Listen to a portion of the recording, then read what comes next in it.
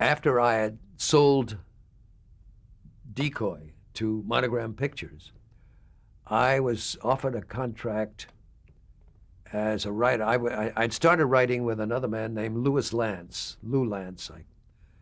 and our agent took us to Columbia Pictures, and we were signed to a writing contract at Columbia Pictures. This was in 1946, later in 46. And then, the first contract was for 6 months. We were picked up for a second 6 months, and then our option was not picked up for another year. So we were at loose ends. And I'd been watching television. I was very much, by this time, this was now into 1947, probably summer, maybe fall of 1947. We were at loose ends. We were not earning a living, and I had to earn a living, always had to earn a living. And I said to Lou, hey, we ought to look into television because it's just galloping ahead, and they're going to have weekly series on the way radio has weekly series. I was very familiar with weekly series on radio because of The Whistler. And I did another radio show called Theater of Romance, which was also on weekly. That was through Joel Malone also. So I said to Lou, why don't we think of a series, an idea that would work on television, and see if we can put it together. And I'd already heard of the concept of a pilot, and see if we can sell it for television. Then we'd be way ahead of the game. Were they calling it a pilot then, or?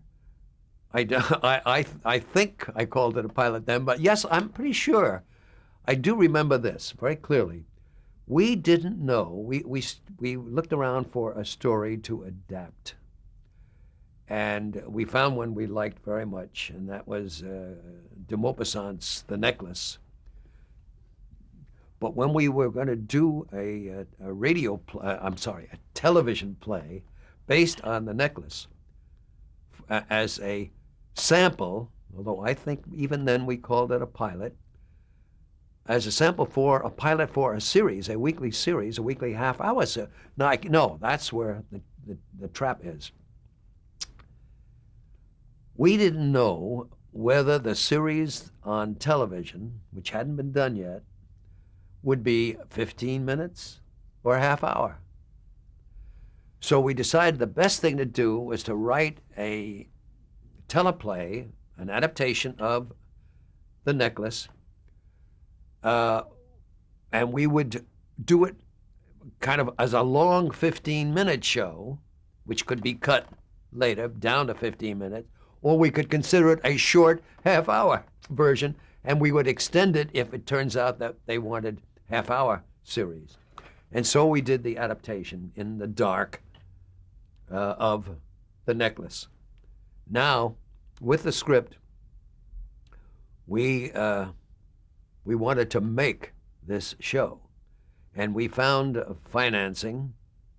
Trying to remember whether we shot the show before. We did get financing from a man who was an associate of Marshall Grant's, back to that name.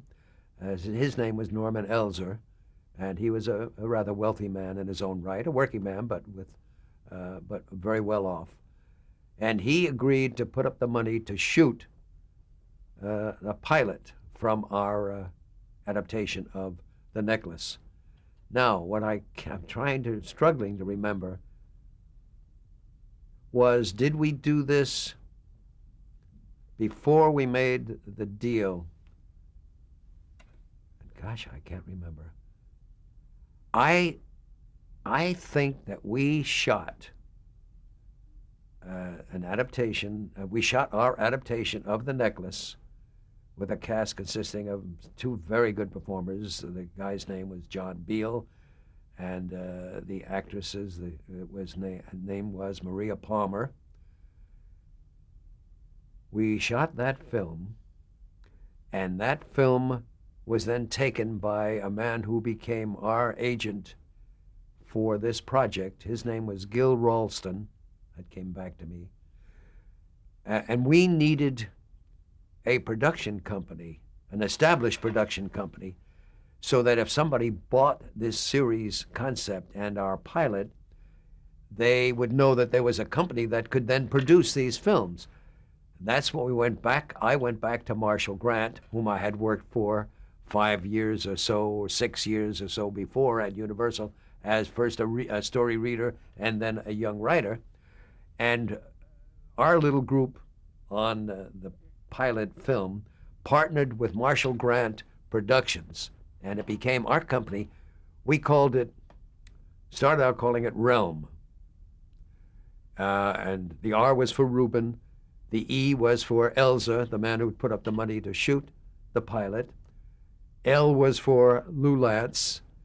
And M was for the man who directed the pilot for us, whose name was Sobey, S-O-B-E-Y, Sobey Martin.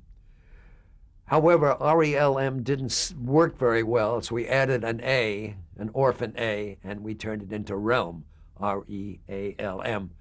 And we then formed Realm Grant Productions. Now we had an established company, Grant Productions, and so when Gil Ralston went in to NBC, or no, first he went to American Tobacco Company. He went to their agency, which was BBD&O in New York, and he showed them the pilot, and they liked it, and they took it to the head of American Tobacco Company, and they liked it, and they then took it to NBC, saying they wanted to sponsor this show, and we became the first filmed show. The word filmed is important. The first filmed show to go on the air as a weekly series.